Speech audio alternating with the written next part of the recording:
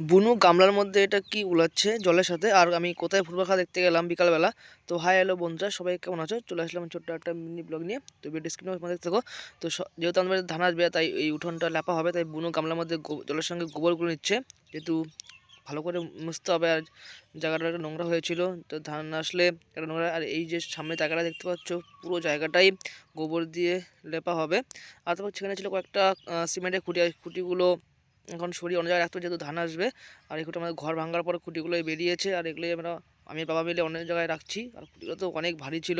তারপর কিছুক্ষণ পর দেখলাম বুনু আর মা মিলে সম্পূর্ণ জায়গাটা লেপা শুরু করে দিয়েছে। ধান আসার আগের মুহূর্তে প্রত্যেকটা গ্রামের বাড়িতেই এই দৃশ্যটা তোমরা দেখতে পাবে। তারপর বিকালবেলা চলে গিয়েছিলাম মেন্দিরামে ফুটবল খেলা দেখতে। সেখানে একটা টুর্নামেন্ট হচ্ছিলো খালি পায়ে। আর বাইকে বসে বসে আমি আর বন্ধু খেলা দেখছিলাম। আর তোমরা কে কে ফুটবল খেলা দেখতে পছন্দ করো সবাই কমেন্টে জানিও। আর ভিডিওটা কেমন লাগলো সেটাও কমেন্ট করে জানিও। আর তোমরা যদি আমার ভিডিওটা ফেসবুক থেকে দেখলে পেজটা অবশ্যই ফলো করে দিও, আর ইউটিউব থেকে দেখলে অবশ্যই চ্যানেলটা সাবস্ক্রাইব করে দিও। থ্যাংক ইউ, সবাই একটু সাপোর্ট করো।